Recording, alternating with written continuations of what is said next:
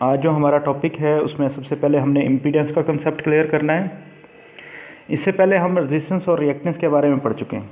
देखें, some time हमें ऐसा सर्किट इस्तेमाल करना पड़ता है जिसमें रजिस्टर के साथ या तो कैपेसिटर जुड़ा होता है या इंडक्टर या दोनों जुड़े होते हैं। रजिस्टर की अकेले की रेजिस्टेंस होती है, कैपेसिटर या इंडक्टर जो एसी को अपोजिशन देते हैं उसे हम रिएक्टेंस कहते हैं। लेकिन जब रजिस्टर और कैपेसिटर या रजिस्टर और इंडक्टर या तीनों आपस में इकट्ठे जुड़ें, उस कंबाइन इफेक्ट को, रेजिस्टेंस और रिएक्टेंस के कंबाइन इफेक्ट को हम इम्पीडेंस कहते हैं। उसको Z से डिनोट करते हैं। रेजिस्टेंस की डेफिनेशन हम पहले पढ़ चुके हैं, opposition offered by resistor to flow of current. Resistance का फार्मूला V/I है, यूनिट्स ओहम है। रिएक्टेंस क्या होती है?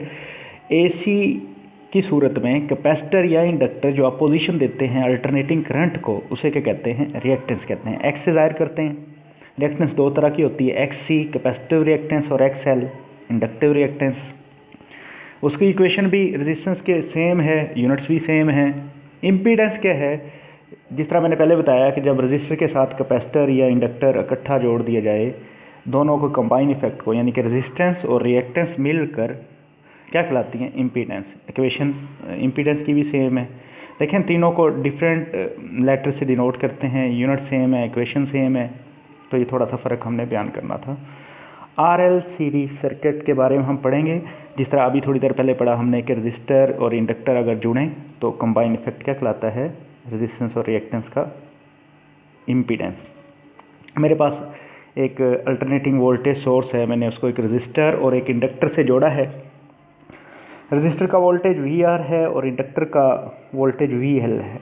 जैसा कि दोनों सर्किट किस में सीरीज़ में हैं, तो सीरीज़ में करंट सेम रहता है और वोल्टेज डिवाइड हो जाता है, ऑलरेडी हम जानते हैं। तो वोल्टेज जो डिवाइड होगा रजिस्टर का वो होगा VR और इंडक्टर का होगा VL। अगर हेड टू टेल रूल के मुताबिक देखा जाए, V = VR का स्केयर प्लस VL का स्केयर। VR जिस तरह हमें पता है IRMS R और IRMS I के बराबर होता है, IR भी लिखा जा सकता है। VL की सूरत में रेजिस्टेंस नहीं है, रिएक्टेंस है, तो क्या लिखेंगे? IXL वैल्यूज़ पुट कर दें, क्योंकि हमें इम्पीडेंस निकालना है। इस वजह से इम्पीडेंस के लिए V/I को एक तरफ कर लें।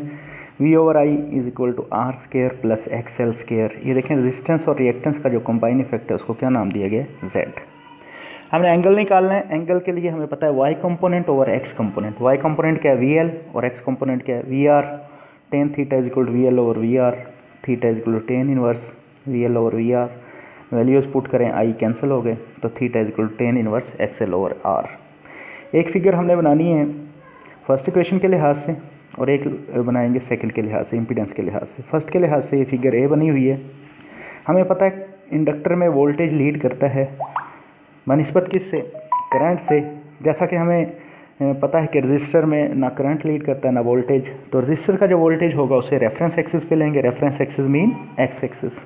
और VL लीड कर रहा है VR से 90 डिग्री से, और V जो है, ये दरमियान वाली जो लाइन है V है, इनका रिजल्टेंट है दोनों का, VR और VL का हेड टू टेल रूल के मुताबिक V लीड कर रहा है VR से, थीटा से, और थीटा हमने निकाल दिया। इम्पीडेंस के लिहाज से अगर देखा जाए, XL लीड करेगा R से 90 डिग्री से, और Z कंबाइन इफेक्ट है जो XL और R का, जिस तरह ये इक्वेशन में है, तो Z लीड कर रहा है R से थीटा डिग्री से, और थीटा हमने निकाल के भी दिखाया। इसके बाद हमने जो टॉपिक पढ़ना है वो है RC सीरीज़ सर्किट। यहाँ पे हमने इंडक्टर की बजाय एक कैपेसिटर लेना है और सीरीज़ में जोड़ देना है रजिस्टर और कैपेसिटर को अल्टरनेटिंग वोल्टेज सोर्स के साथ। वोल्टेज सोर्स क्योंकि सीरीज़ में जुड़ा हुआ है, सीरीज़ में वोल्टेज डिवाइड हो जाएगा, VR का स्केयर प्लस VC का स्केयर। ये मैंने जो इक्वेशन रेड में लिखी है, A = X square plus AY square, ये वेक्टर वाली इक्वेशन आपको समझाने के लिए लिखी गई है। यानी कि VR क्या है? X कंपोनेंट है V का, और VC क्या है? Y कंपोनेंट है। VR की वैल्यू, VC की वैल्यू पुट करने के बाद हम जब देखते हैं तो Z कितना आता है? R square plus XC square. XC की वैल्यू भी है 1/2πfc, 2πf को ओमेगा कहते हैं। तो ये दो इक्वेशन मेरे पास आ चुकी हैं। एक इक्वेशन जो है फर्स्ट है वो वोल्टेज के लिहाज से है, और दूसरी जो है इम्पीडेंस के लिहाज से है। ऑलरेडी हम पढ़ चुके हैं कि फेज़ भी निकालना होता है। फेज़ निकालने का क्या तरीका है, Y component tan theta is equal to Y component over X component V C over V R theta is equal to tan inverse X C over R. अगर एक्स सी की वैल्यू भी put कर दें, next equation क्या आएगी, 1 over omega C R. First equation में हमने देखा कि वी जो है रिजल्टेंट है वी आर और वी सी का, हेड टू टेल रूल के मुताबिक हमने ड्रॉ किया हुआ है कि वी आर रेफरेंस एक्सिस पे रखा है, वी सी अब देखें पिछले सर्किट में वी आर लीड कर रहा था, यहाँ पे वी सी क्या कर रहा है, लैग कर रहा है, तो इसको डाउनवर्ड लिया है। और वी क्या रिजल्टेंट है वी आर और वी सी का। अब वी लैग कर रहा है वी से, वी आर से, थीटा से। इस तरीके से इम्पीडेंस के लिहाज से अगर देखा जाए जेड लैग कर रहा है आर से, थीटा से, और एक्स सी लैग कर रहा है, पीछे रह रहा है आर से 90 से। हमारे शॉर्ट क्वेश्चन भी हैं और न्यूमेरिकल भी शॉर्ट क्वेश्चन में था। शॉर्ट क्वेश्चन नंबर 6 है, इन R L circuit will the current lag और लीड द वोल्टेज। देखें रजिस्टर में ना कोई लीड करता है ना लैग करता है, जबकि इंडक्टर में क्या होता है, वोल्टेज लीड करता है। अभी थोड़ी देर पहले पढ़ा। तो आर एल में क्या होगा, आर में कुछ नहीं हुआ, एल में वोल्टेज लीड कर रहा है, तो आर एल में कौन लीड करेगा, वोल्टेज।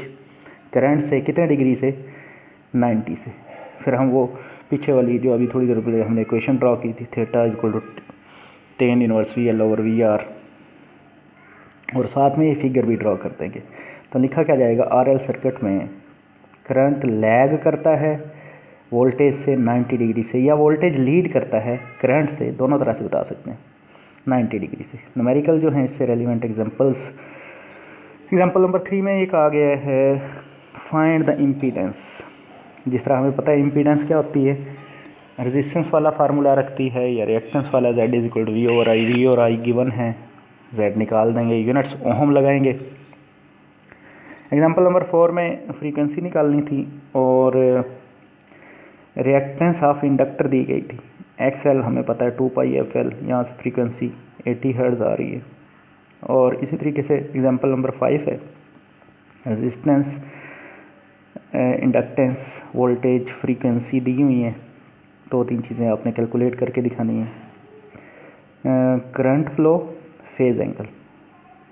अब देखें करंट के लिए V ओवर Z चाहिए, तो Z पहले निकालेंगे क्योंकि ये कौन सा सर्किट लगा हुआ है जिसमें एक रेजिस्टेंस है और साथ में इंडक्टेंस है। तो RL सर्किट, RL सर्किट में Z कैसे निकलता है, R का स्क्वायर प्लस XL का स्क्वायर, और XL आपको पता है किसके बराबर होता है, 2 पाई FL या ओमेगा L।